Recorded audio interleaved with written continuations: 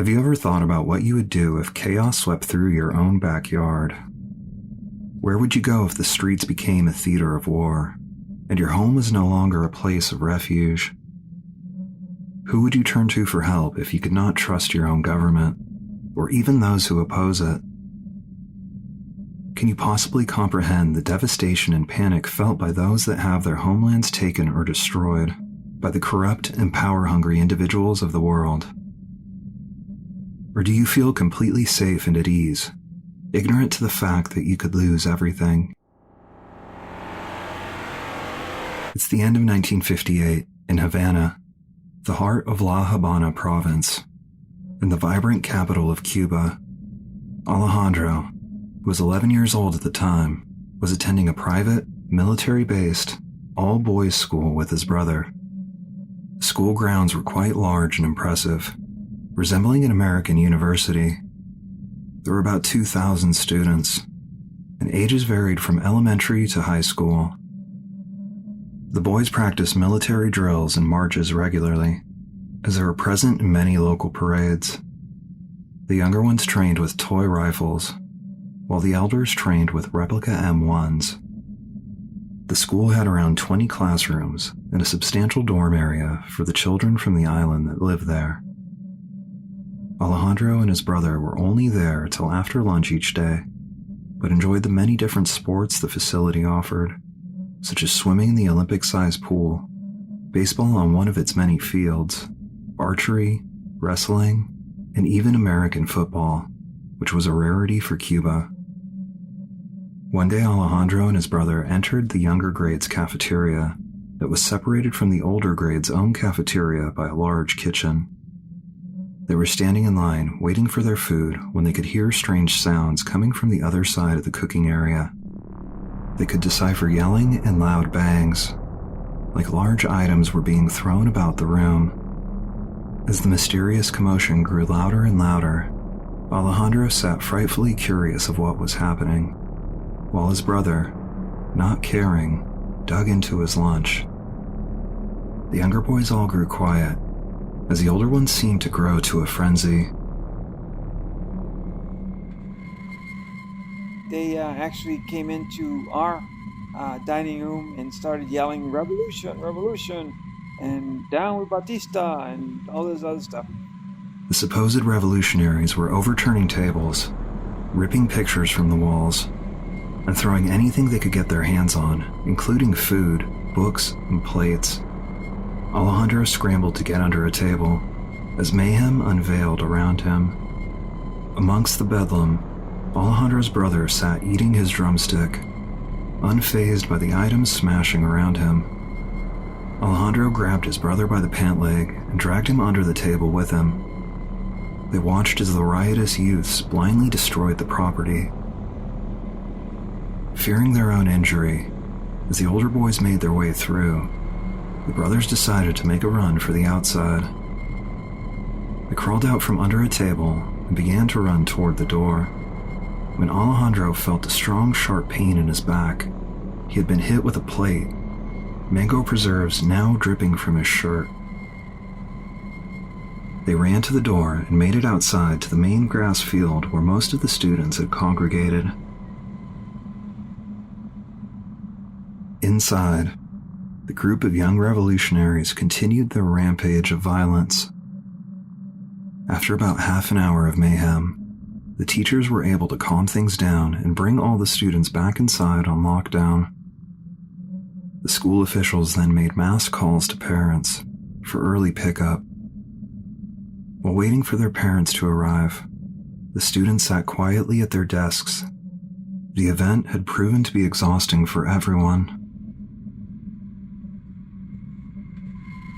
Once again, the silence was broken by a strange yet familiar sound. All the children in Alejandro's class jumped up to see what the source of the metallic noise was. As they peered out the window and down the street, they spied in the distance a military tank. It was headed straight for the school. Alejandro felt a shiver travel down his body as the monstrous tank barreled down the street up to the front of the school. The tank turned onto the arched driveway of the campus and stopped at the entry. The massive turret then began to move, slowly turning the barrel to face the school windows. Alejandro and his classmates were now staring down the barrel of a tank. Fear took over the children as they waited for their parents with the military in force outside. Parents began to arrive and leave quickly with their terrified children. When the father of the two boys finally arrived, Alejandro could tell he was in distress. They were ushered into the car quickly and drove off. The young brothers assumed their harrowing experience was over, now that they were safe with their father. Sitting in the front seat, Alejandro could see traffic moving faster than usual and an odd commotion on the streets, but being a child, thought nothing of it. They pulled up to a red light and stopped, waiting for the light to change. Alejandro glanced at his father again to see him visibly nervous, but did not ask him why. The light seemed to be taking forever as Alejandro noticed 4 police vehicles pull up to the intersection. The officers exited their cars and started to unload sandbags onto the street, creating a barricade. The father looked at his sons and firmly instructed them to lay down on the floor of the car. The boys obliged and squished down as low as they could. Alejandro then heard his father smash on the gas pedal, causing the tires to screech as they flew out of the intersection. He watched as his dad weaved through the unseen obstacles, only able to make out the terror in his father's eyes as they fled. Seconds later, a battle broke out behind them. The boys could hear an immense amount of gunfire erupt in the sky as their family car sped away. After driving intensely for some time, they managed to make it home.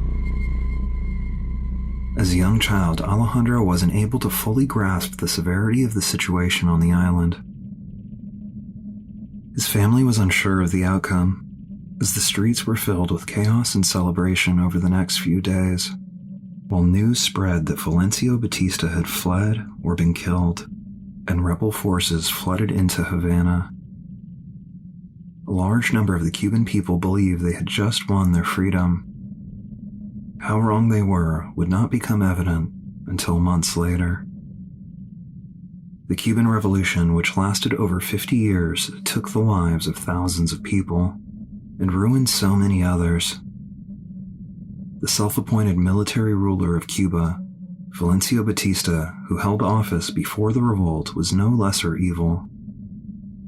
During his rule, he widened the gap between rich and poor, sold up to 70% of Cuban assets to foreign interests, and shut down the media when riots and demonstrations were being held to protest his rule. When it was apparent an insurrection was brewing, Batista began torturing and publicly killing suspects, including young children, in order to halt any further thoughts of fighting.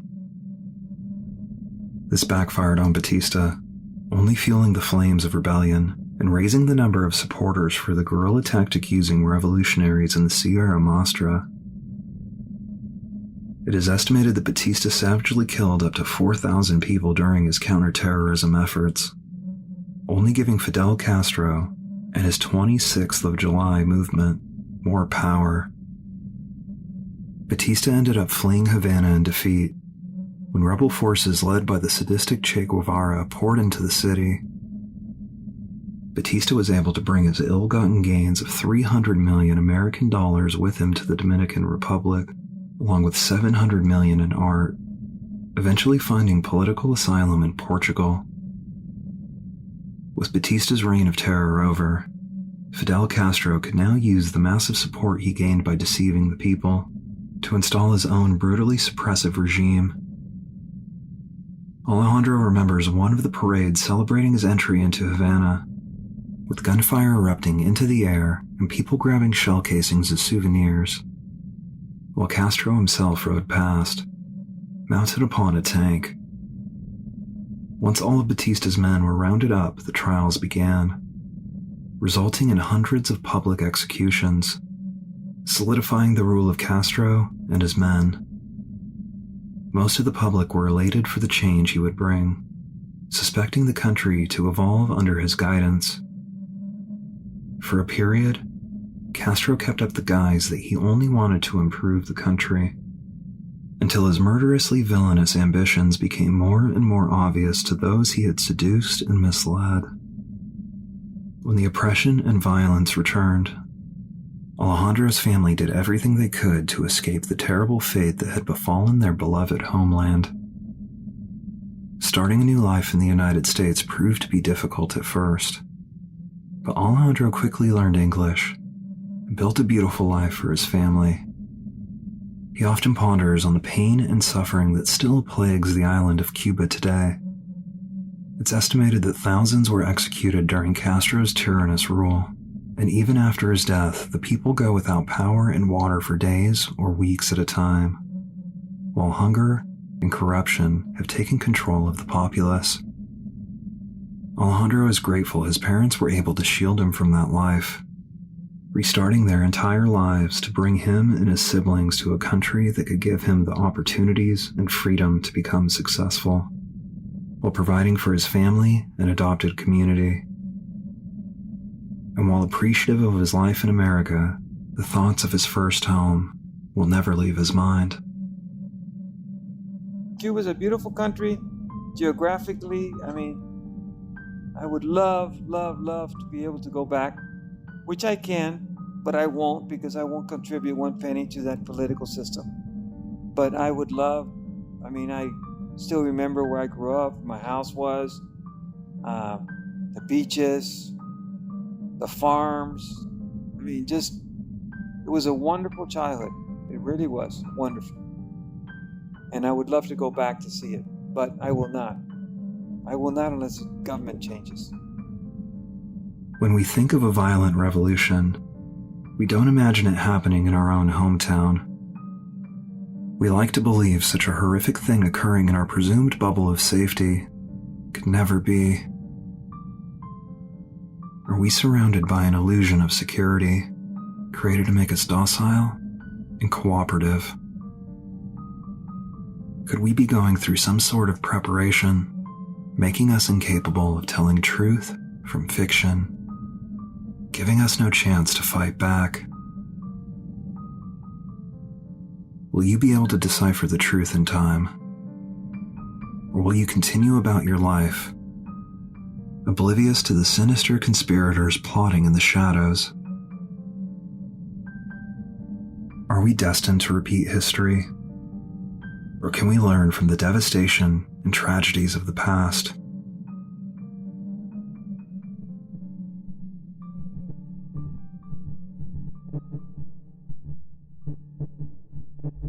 Subscribe to Black Letters for a new horror story every 13 days.